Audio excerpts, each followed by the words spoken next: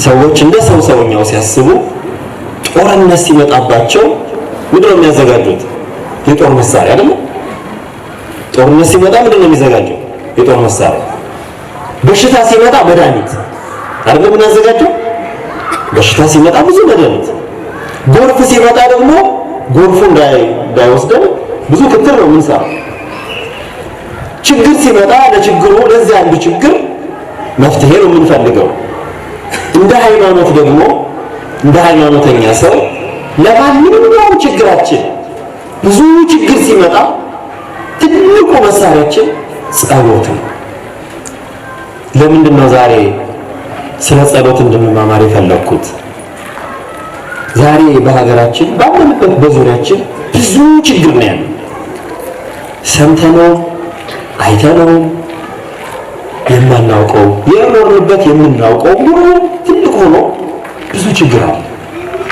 ያን ሁሉ ችግር ግን የምንሸነፍለት ችግር አይደለም። እንደ ክርስቲያን እንደ ኢትዮጵያ ኦርቶዶክስ ተዋሕዶ ቤተክርስቲያን ክርስቲያን የምንሸነፍለት ችግር አይደለም።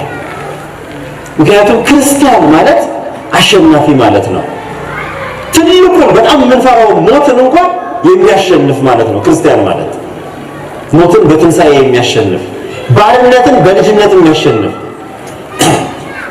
ኃጢአትን በጽድቅ የሚያሸንፍ፣ አላዋቂነትን በትምህርት የሚያሸንፍ፣ ኃጢአትን በንስሐ የሚያሸንፍ ነው ክርስቲያን። ክርስቲያን ማለት አሸናፊ ነው። የምናሸንፍበት ዋናው መሳሪያችን ደግሞ ጸሎት ነው። ምንድነው ጸሎት ትልቅ መሳሪያ ያደረገው? ጸሎትን ከሁሉ በላይ ትልቅ መሳሪያ ያደረገው ምንድነው? የጸሎት ትርጉም፣ የጸሎት ተግባር፣ የጸሎት ዋጋው ኃይሉ ምን ቢሆን ነው? መምህራን አባቶቻችን ጸሎትን እንዲህ ብለው ተርጉመውታል። በፍትሕ መንፈሳዊ ጸሎት ብሂል ተናብቦ ዘምስለ እግዚአብሔር፣ ጸሎት ማለት ከእግዚአብሔር ጋር መነጋገር ማለት ነው ይላል። ከማን ጋር መነጋገር ነው? ከእግዚአብሔር ጋር መነጋገር። ከማን ጋር? ጸሎት ስናደርግ ከማን ጋር ነው እየተነጋገርን ያለ ነው? ከእግዚአብሔር ጋር። ከእግዚአብሔር ጋር የሚነጋገር ሰው እግዚአብሔርን ያውቃል፣ እግዚአብሔር ጋር መልእክት ይልካል፣ እግዚአብሔር መልስ ይሰጠዋል። ምክንያቱም እግዚአብሔር ጆሮን የፈጠረ አምላክ ነው፣ ይሰማል። ዓይንን የፈጠረ አምላክ ነው፣ ያያል። እግዚአብሔር ጋር የምንነጋገር ከሆነ ማንን እናውቃለን? እግዚአብሔርን ነው። የማታውቁት ሰው ጋር ስልክ ትደውላላችሁ ወይስ የማታውቁት ሰው ስልክ ቢደውልላችሁ ታናግሩታላችሁ? ምንድን ነው የምትሉት? የማታውቁት ሰው ስልክ ቢደውል ተሳስተዋል። እሱማ ጥሩ ሰው ከሆናችሁ ነው። ግን በጣም በተለመደው አካሄድ ምንድን ነው? ትዘጉትና ምን ተሳስቶ ትሰሙታላችሁ፣ ሳይሰማ ትሰሙታላችሁ። አንዳንዱም ደግሞ የተሳሳተ ባህሪ ነው ወርቆ ነው የሚላል፣ ያው ስለሚያጋጥም ማለት ነው። ይሄ ምን ስለሆነ ነው? ስለማታውቁት። የምታውቁት ሰው ጋርስ እንዴ ስልኩ እንደሚያስከፍል እኮ ትዝ አይላችሁ ማለት ስትነጋገሩ የሞላችሁት ቻርጅ ትንሽ ቆይቶ ነው ትዝ የሚላችሁ ያልቃል ብሎ እና ከዛ አጠር ታረጓታላችሁ እንጂ ደስ በተለይ የምትወዱት ሰውማ ከሆነ እንደውም ጭራሽ ግዴ ለሚለቅ ሌላ ሞልታችሁ እንደውም እንደገና ደግማችሁ ትደውላላችሁ።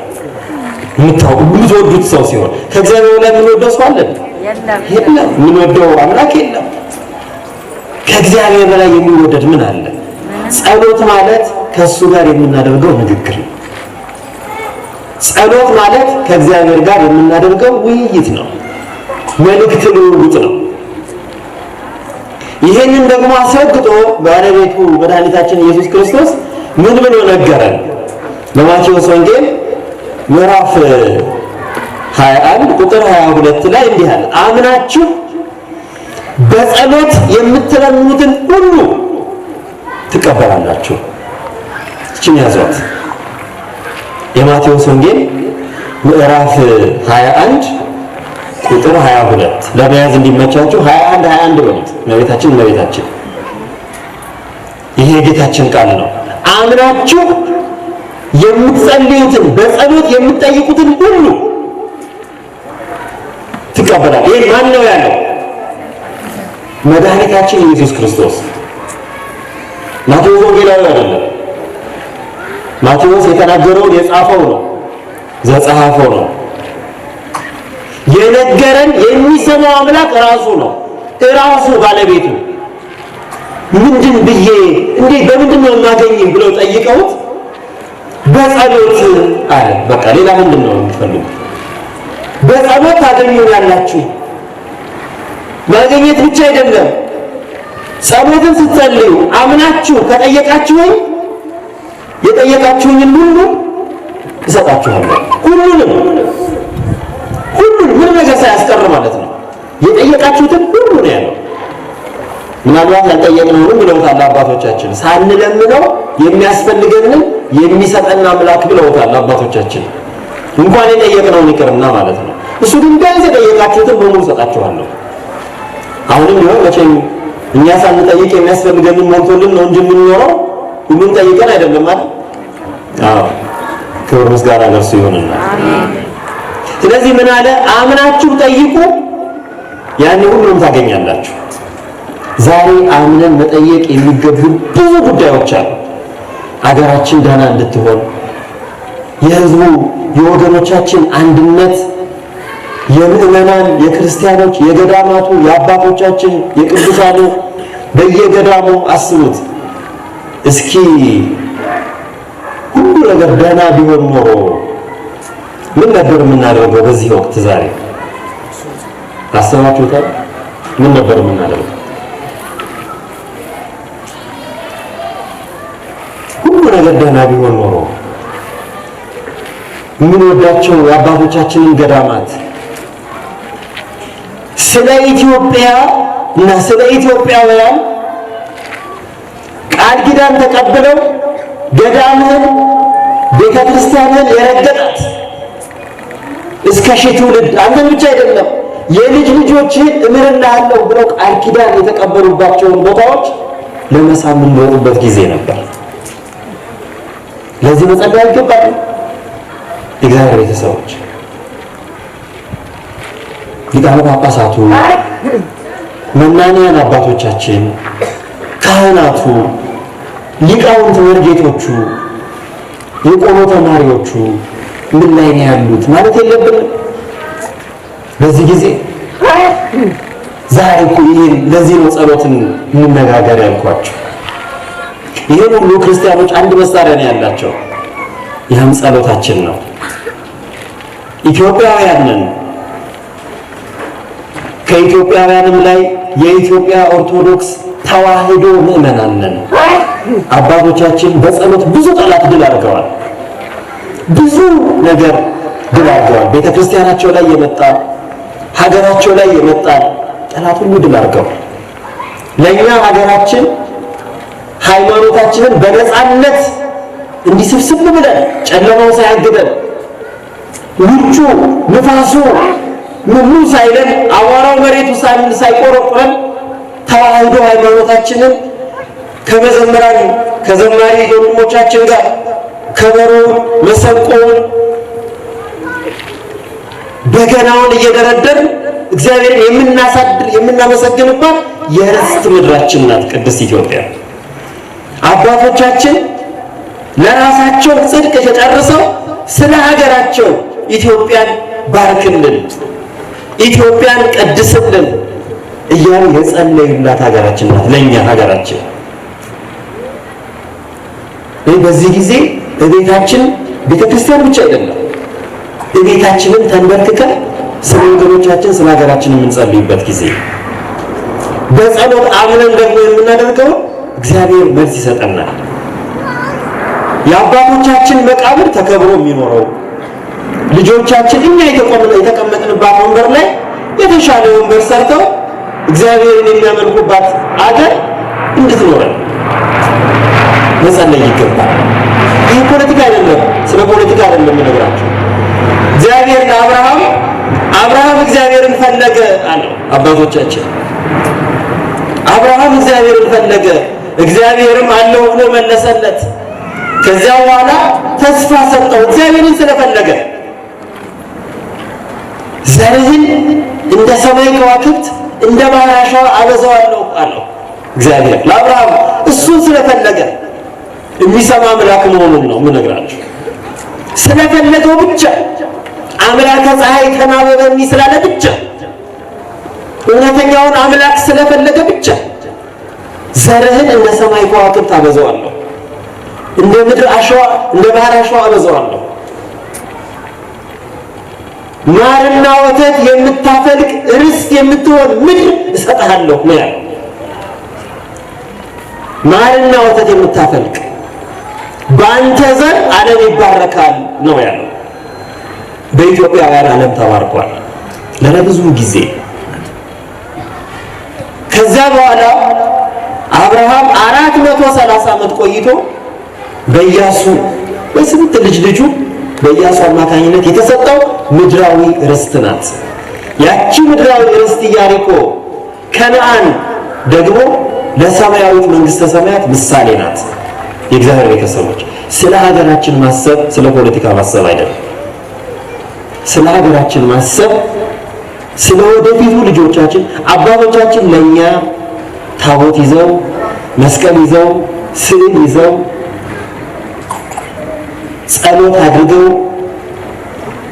ጠላት ድል ነስተው ለኛ የነጻነት ምድር እንዲህ እንደፈለግን ጠበብ ያለ ምን ሰፋ ያለ ቦታ ስናገኝ ቤተክርስቲያን ሰርተን እግዚአብሔርን የምናመልክባት በነጻነት ማንንም ሳንጠይቅ የሌላ ሀገር አሜሪካን አውሮፓ ሳንጠይቅ እግዚአብሔርን የምናመልክባት ሀገር አስረክበው ነው። ለዚህ ዋናው ጉዳይ ስለዚህ ለማውራት ባይሆንም በጸሎት ግን ሁሉን ነገር እንችላለን። በጸሎት ሁሉን ትችላላችሁ ብሎናል ጌታ። ክብር ይግባው። ስለዚህ ጸሎት ልናደርግ ጸሎትን ልንጠቀምበት የሚገባ አስፈላጊ መሳሪያችን ነው።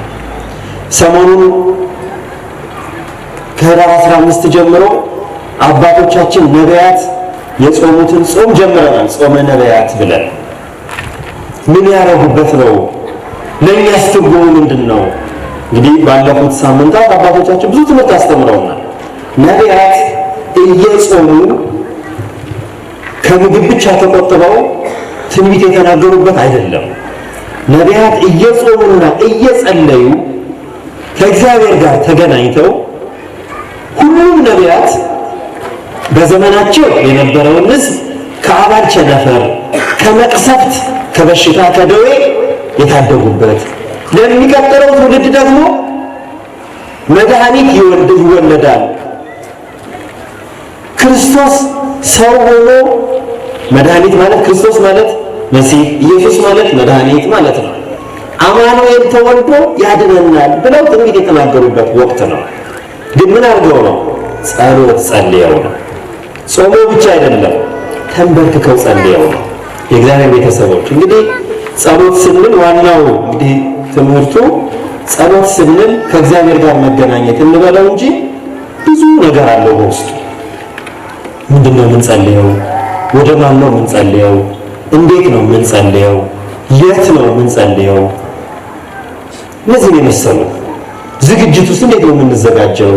ይሄንን ተምረን ከዛሬ ጀምረን ማድረግ ያለብን ነገር ነው።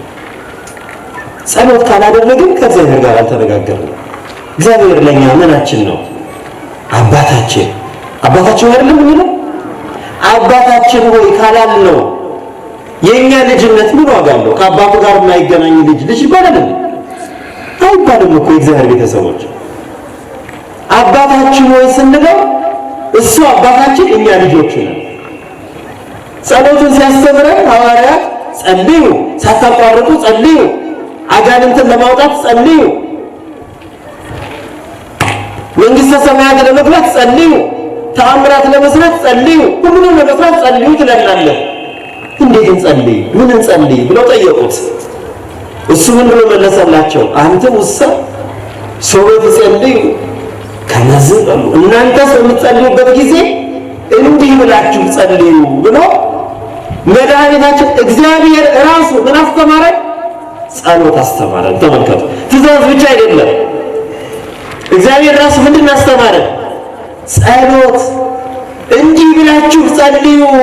የሚገርም እኮ ነው። በዚህ ስልክ ቁጥር ደውልልኝ እንደምላችሁ ወዳጅ ማለት ነው። በጣም የምትወዱት ሰው አውርታችሁት ዝም ብሎ ከሄደ ምን ዋጋ ነው? ሌላ ቀን እንድታገኙት ምን ማድረግ አለበት? አድራሻ መተው የለበትም እንዴ? እንደዚህ ነው እግዚአብሔር ያደረገው።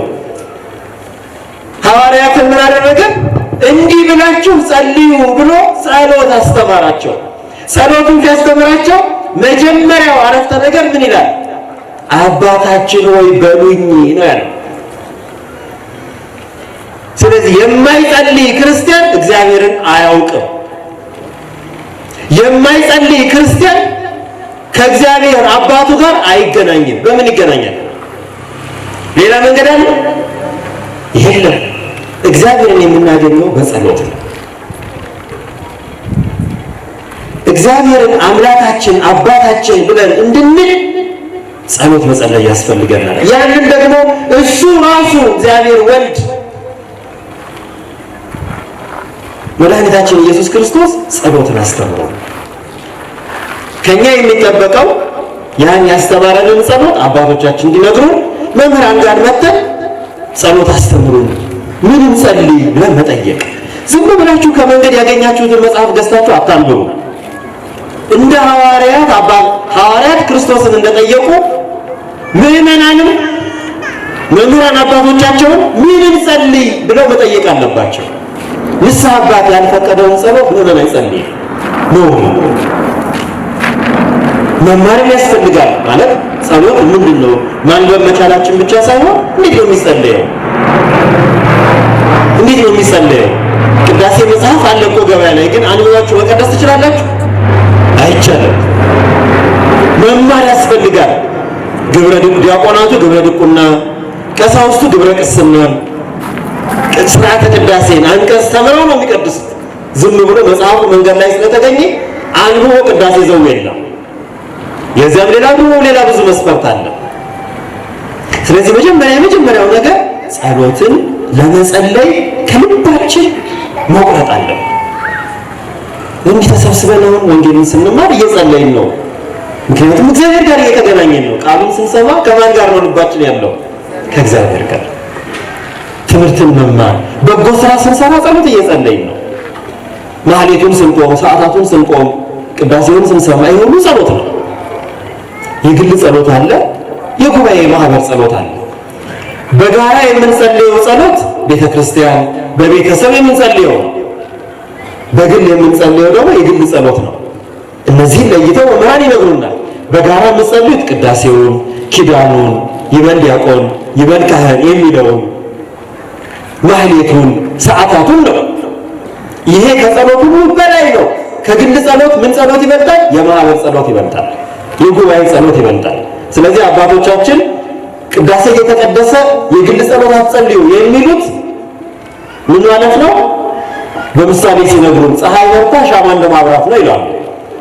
የጉባኤ የማህበር ጸሎት ከግል ጸሎት ስለሚበልጥ፣ ሁሉም የግል ጸሎት በማህበር ጸሎት ስለሚሄድ፣ በማህበር ስንሰበሰብ ልባችንን አንድ አድርገን ቅዱስ ሉቃስ እንደሚለው ልባችንን አንድ አድርገን በቤተ ክርስቲያን ወደ እግዚአብሔር መጸለይ ነው። ሁላችንም አንድ ልብ ሆነን ተንሥኡ ሲል እግዚኦ እያለን፣ ሰላም ሲል ምስለ መንፈስከ እያለን በአንድ ልብ እየተመላለስን መጸለይ ይኖርብናል። ይሄ የማህበር ጸሎት። የግል ጸሎት ነው ቤታችን። አባቶቻችን የሰሩልን ስርዓት አለ። ስንመገብ፣ ስንተኛ፣ ስንነሳ፣ ስራ ስንጀምር፣ ስራ ስንጨርስ፣ መንገድ ስንሄድ፣ መንገድ ስንጨርስ፣ በዚህ ሁሉ እግዚአብሔር መመስገን አለበት። በዚህ ሁሉ እግዚአብሔርን ማግኘት አለብን። ብቻችንን ለምን እንሄዳለን? ስንተኛው አባ ጊዮርጊስ ምንድን ነው ያሉት እዚያ መልክአ ሕማማቱ ላይ? ትእዛዘ ቃልክሙ ይኩን አምጣነ ብሔር መሲሕ ጸላኢ ይባ ውስተ ቤቴ ሥላሴ ዘከሃ ሥላሴ ዘዜ በሰላም ህድሩ ምስሌ። ተመልከቱ፣ ሥላሴ ከኔ ጋር ህድሩ። አያችሁ አባ ጊዮርጊስ የጸለዩት በሰሙነ ሕማማት የምንለው በሰላም ህድሩ ምስሌ፣ ከኔ ጋር ህድሩ። እግዚአብሔር ብቻዬን አላድርም፣ እግዚአብሔር ጋር ነው የማድረው።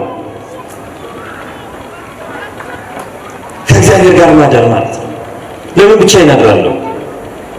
ስነሳ መንገድ ሲሄድም ከእግዚአብሔር ጋር አካሄድን ያደረገ የተመሰገነ ነው አለ ዳዊት። አካሄድን ከእግዚአብሔር ጋር ማለት ያን ለማድረግ ግን ምን ማድረግ ያስፈልገኛል? መጸለይ። ለዚያ ምንድን ነው የምጸልየው? ደግሞ አባትን መጠየቅ፣ መምህራንን መጠየቅ፣ ሊቃውንትን መጠየቅ፣ መጻሕፍትን ማንበብ። ስለዚህ ደግሞ የሚያስተምሩ መጻሕፍትን። ጸሎት ሰዓት አለው። ጸሎት ቦታ አለው።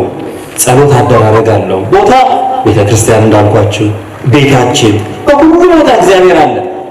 እስር ቤት ሁሉ ሆነው አባቶቻችን ጸልየዋል። እሳት ውስጥ ሆነው ቂርቆስና ኢየሉጣ፣ አናንያ፣ አዛርያና ሚሳኤል ጸልየዋል። እሳት ውስጥ ሆነው ጸልየው እሳቱን አጥፍተውታል። አይገርም? እሳት ውስጥ ሆነው ጸልየው ቅዱስ ገብርኤልን ጠርተውታል። እሳት ውስጥ ሆነው ጸልየው እግዚአብሔርን ከእሳቱ ጋር አድርገው እሳቱ የሚቆሰቁሱትን ሲያቃጥል የተወረወሩትን ሳያቃጥል ቀረ። ዳንኤል ምዕራፍ 3 ይሁት የሚያቃጥላቸው እንጨት የሚቆሰቁሱትን አቃጠላቸው። እሳቱ ውስጥ የተጨመሩት ግን ምንም ሳይሆን ወጡ። ይሄን የጸሎት ኃይል። አንበሳ ጉድጓድ የተወረወረ ዳንኤል አንበሶች ያጫውቱት ጀመር። ምን ስለሆነ? አንበሳ ስለሆነ ነው እሱ አይደለም። አንበሳው እኮ ዳንኤልን ሲያየው እንደ ሰው አይደለም የሚያየው፣ እንደ ስጋ ነው የሚያየው። ምግብ ነው። ማንኛውንም እንስሳ ሲያይ አንበሳ ምግብ ነው ለሱ። ሰው ሆነ አህያ ሆነ በግ ሆነ ስጋ ነው ለሱ። ጸሎቱ ግን ዳንኤልን አንበሶች እንዲያጫውቱት አደረገ። ተመልከቱ፣ የጸሎት ኃይል ይሄ ነው። ጸሎቱ በጸሎት አለ ቅዱስ ጳውሎስ በዕብራውያን ምዕራፍ 11 በጸሎት አባቶቻችን የአንበሳን አፍ ዘጉ አለ። በጸሎት ነው ያለው። እምነት ባለባት ጸሎት በእምነታቸው የአንበሳውን አፍ ዘጉት። የእሳትን ሙቀት አጠፉት። የስለትን ብርታት አጠፉት። ስለቱም እንዳያማቸው አደረጉ። የጸሎት ኃይል ይሄ ነው። ጸሎት ቆመንም ተቀምጠንም ተኝተንም እንጸልይ እንችላለን። ሕዝቅያስ የሚባል ነቢይ ታመመ። እግዚአብሔርን የሚወድ ነቢይ ነበር። ግን በአንድ ስህተት፣ መቼም ብዙ ችግር ነው ያለው ሰው ሲባል ብዙ መውደቅ መነሳት አለ። ግን ታመመና ወራሪ መጣበት። ወራሪ ጠላት ከውጭ ሀገር ወራሪ ጠላት መጣና ደብዳቤ ላከለት ለሕዝቅያስ። ምን ብሎ ላከለት መሰላችሁ? አንተ የምትታመነው በእግዚአብሔር ነው። እግዚአብሔርን መታመን ማለት የተሰነጠቀ ሸንበቆ መደገፍ ማለት ነው። አያድንህም የምታምነው አምላክ። መጥቼ ሀገርህንም እወራለሁ፣ አንተንም እገላለሁ፣ ሕዝብህንም እማርካለሁ አለው። አሁን እነዚህ ምዕራባውያን እንደሚሉን ማለት ነው። እግዚአብሔር በዚያው እንግዲህ ያዝልን ነው። ከዛ በኋላ ምን አለ? አገልጋዮቹን ታሞ ተኝቷል አልጋ ላይ፣ ፊቴን ወደ እግዚአብሔር ቤተ መቅደስ አዙሩልኝ አለ። እተኛበት አልጋ ላይ ሆኖ ፊቴን ወደ እግዚአብሔር ቤተ መቅደስ አዙሩልኝ አለና ወደ ኢየሩሳሌም ዞሮ ተኛ። ከዚያ አለቀሰ። በእኔ ምክንያት እግዚአብሔር ተሰደበ አለ። የተሰበረ ሸንበቆ ተብሎ የተሰበረ ቀርቀሃ ተብሎ እግዚአብሔር ይሰደብ አለ። ምርር ብሎ አለቀሰ። እግዚአብሔር ወዲያውኑ ነቢዩን ላከ ኢሳይያስን። ክብር ይግባውና ምን ብሎ መለሰለት መሰላችሁ? አንተም አትሞትም፣ አገርህም አትወረርም፣ ሕዝቡም አይጠፋም አይማረክም፣ ቤተ መቅደሱም አይመዘበርም። አንዲት ጦርነት አንተ ምድር አትደረግም። ጠላቶችህ ጦር ሳይፈታቸው በወሬ ተፈተው ይጠፋሉ። አንተ ላይ ደግሞ አትሞትም፣ 15 ዓመት ዕድሜ ጨምሬልሃለሁ አለው እግዚአብሔር። የጸሎት ኃይል ይሄ ነው። አባቶቻችን የበረታ ቆሞ የደከመው ቁጭ ብሎ የሚሉት ዝም ብሎ እንዳይመስሏቸው። ዋናው ጉዳይ መቆማችን፣ ስለበረታን ነው። ደክሞን ቁጭ ብለንም ቢሆን እግዚአብሔር ጋር ከተገናኘን መልስ ስላለው ነው። መቆም መቀመጥ አይደለም። ቆሞም እየጸለየ እግዚአብሔርን ያገኛል። ሌላ ልቡ ሌላ ቦታው ነው። ዋናው በየትኛውም ሁኔታ እንሁን ችግራችንን፣ ስቃያችንን፣ መከራችንን ለእግዚአብሔር አቅርበን ከእግዚአብሔር መልስ መጠበቃችን ነው። ትልቁ ጉዳይ እሱ ነው። ትልቁ ነገር እሱ።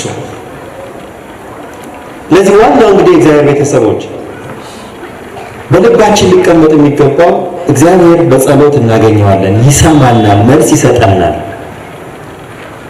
በማንኛውም ጊዜ ብንጸልይ አባቶቻችን ያሉ ሳታቋርጡ ጸልዩ ነው። ማታም ጠዋትም ግን 7 የጸሎት ሰዓት ብለው ደግሞ ቀኖና ቀሩልን አባቶች። ጠዋት ስትነሱ 3 ሰዓት ላይ፣ 6 ሰዓት ላይ፣ 9 ሰዓት ላይ፣ ሰርክ ላይ ቅድም እንደጸለይ ነው ከመተኛታችሁ በፊት የነዋም ጸሎት የመንፈቀ ሌሊት ብለው ጸሎልን። ያን ባትችሉ ስተኙ፣ ስትነሱ፣ ስራ ስትጀምሩ፣ ስራ ስትጨርሱ በሁሉ ቦታ ወትረ በሁሉ ጊዜ ወበሁሉ ሰዓታት በሁሉም ጊዜና ሰዓት ጸልዩ። ከእግዚአብሔር ጋር መገናኘትን አታቋርጡ። አንዳንድ ጊዜ እንዲሁ ስናይ አሁን ይሄ መብራት ይገርመኛል። ይሄ መብራት በርቶ የሚቆየው ምን ስለሆነ ነው? ከምን ጋር ስለተገናኘ ነው? ከሆነ ኤሌክትሪክ ጋር ከምንጭ ጋር ስለተገናኘ ነው አይደል? የሆነ ቦታ ቢቋረጥ ይጠፋል ምንጩ እያለም ማለት ነው። ልክ እንደዚህ እናስበው። ህሊናችን፣ ብርሃንነታችን፣ ሃይማኖታችን፣ ምግባራችን በርቶ የሚኖረው ከእግዚአብሔር ጋር ስንገናኝ ነው። ምንጩ እሱ ነው፣ የሁሉም ምንጭ።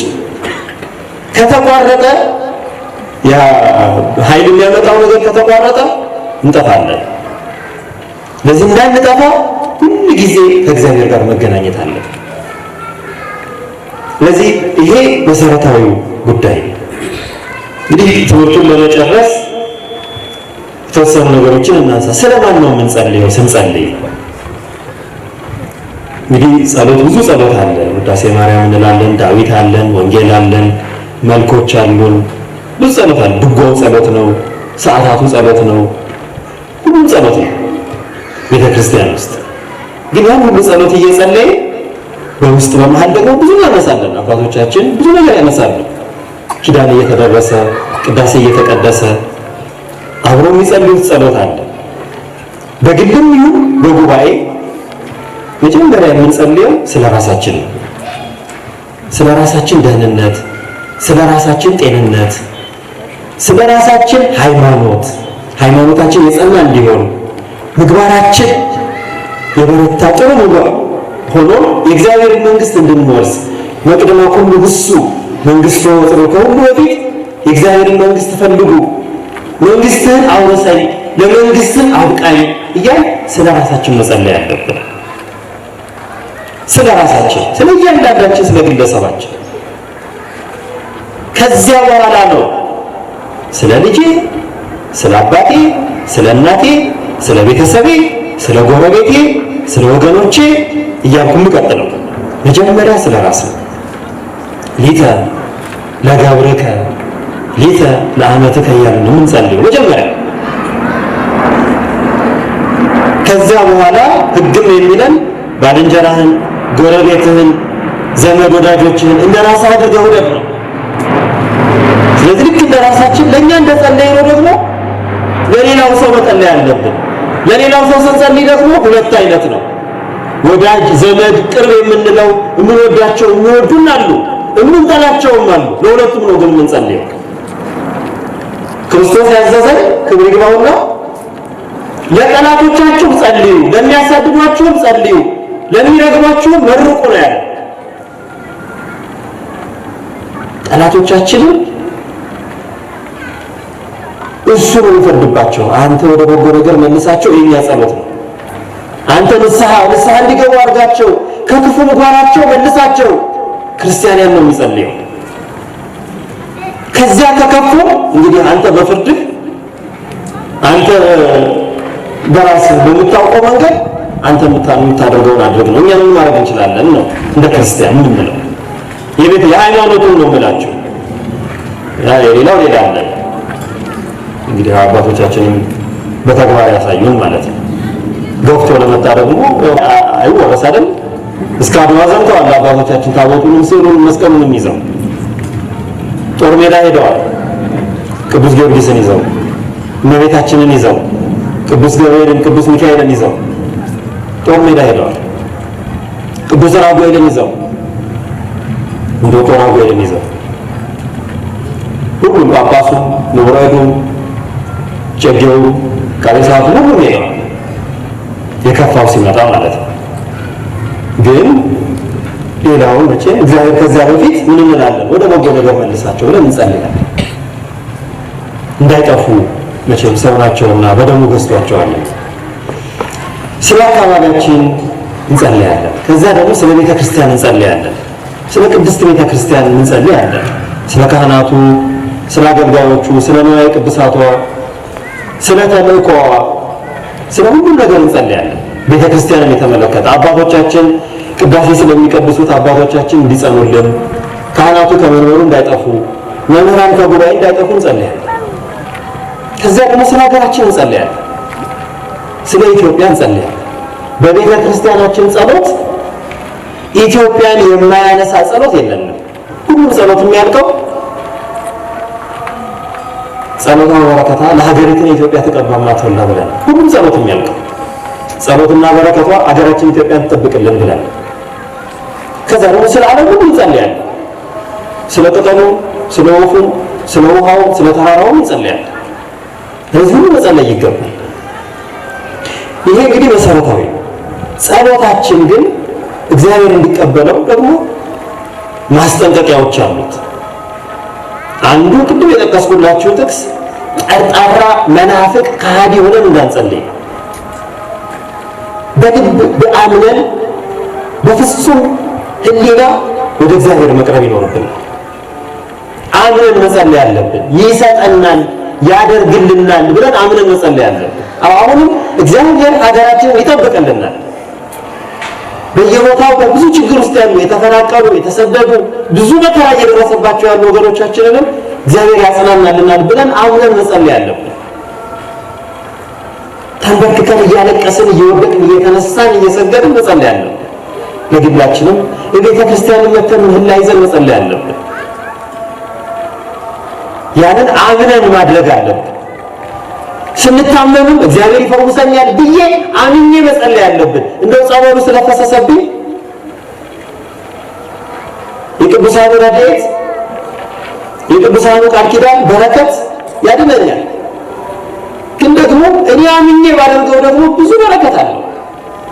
ግን ስመጣም ያንን ተማምኜ እየተጠራጠርኩ እንደው ይሄ ነገር ያድነኛል አይደለኝም እያልኩኝ ከሆነ ግን ችግር ነው። በእውነት ለሐኪሙ ችግር ነው እንኳን ለእግዚአብሔር። ይሄ ለምን ለዚህ ሐኪም ቤት ሄደን ለምናገኘው መድኃኒት ችግር ነው እንኳን ለእግዚአብሔር ይቀር። ስንቸገርም ችግራችንን እግዚአብሔር ይፈታዋል ብለን፣ ስራ ስንጀምርም እግዚአብሔር ያሳካዋል ብለን፣ መንገድ ስንሄድም እግዚአብሔር ያደርሰኛል ብለን አምነን መጸለይ አለብን። እምነት መሰረት ነው። እምነት የሌለው ጸሎት ክንፍ እንደሌለው ወፍ ነው። አይበርም። የት ይበራል? እምነት እኮ እግዚአብሔር ነው። የት ይደርሳል? እግዚአብሔር ጋር ካላደረሰኝ ያለ እምነት እንዳንጸልይ ነው። ሁለተኛው ቅድም መጀመሪያ የተነጋገርነው በንስሐ መጸለይ ነው። ቂም ይዞ ክፋት ይዞ ጠብ ይዞ ጸሎት የትም አይደርስም። አባቶቻችንም ብለውታል። ቂም ይዞ ጸሎት ሳል ይዞ ስርቆት ብለውታል። ማለት እዚሁ ነው የሚቀረው ማለት ነው። የትም አይደርስም። ታርቀን ይቅር ብለን እንቢ ቢለን እንኳን ከኛ ይቅር ብለን ትተን እንቢ ብትለን እንኳን ከኔ ይቅር ብዬ ትቼ በእርቅ በፍቅር ነው እግዚአብሔር ጋር ወደ ጸሎት የሚደርሰው። ባለመታዘዝ መንፈስ፣ በአመፀኝነት መንፈስ፣ በራስ ወዳድነት መንፈስ፣ በስግብግብነት መንፈስ ጸሎት አይጸለይም። እንግዲህ እግዚአብሔር ቤተሰቦች ዋናነት እግዚአብሔር እንደፈቀደ የዛሬው መልእክት ጸሎት እንድንጸልይ ነው። እዚያም እዚህም ያነሳነው ትምህርት ብዙ ነው። አባቶቻችንን ቀርባችሁ ስጠይቁ ሊቃውንት የሚነግሯችሁ ብዙ ነገሮች አሉ። ዋናው ግን አሁን ብዙ ከኛ የሚጠበቅ ነገር ስላለ በጎ ነገር እያደረግን ስለ ሀገራችንና ስለ ወገኖቻችን እንድንጸልይ ነው። ይሄ ወቅቱ የምንጸልይበት ወቅት ነው። አባቶቻችን ነቢያት የጸለዩትን ጸሎት፣ የጾሙትን ጸሎት፣ የጾሙትን ጾም እያሰብን እኛ ደግሞ እግዚአብሔር ከበጎ ዘመን ከጥሩ ነገር አድርሰን እያል እግዚአብሔርን የምንለምንበት ነውና እግዚአብሔር ጸሎታችንን መጀመሪያ ጸሎት እንድናደርግ ልባችንን እንዲያነሳሳልን ጸሎት አድርገን ደግሞ የጸለይነውን ጸሎት እንዲቀበልልን ፈቃዱ ይሆንልን። የእመቤታችን ቃል ኪዳን የቅዱስ ገብርኤል አማላጅነቱ ጥበቃውና ቃል ኪዳኑ የእግዚአብሔር ቸርነቱ ከሁላችን ጋር ይሁን። በስብሐት ለእግዚአብሔር።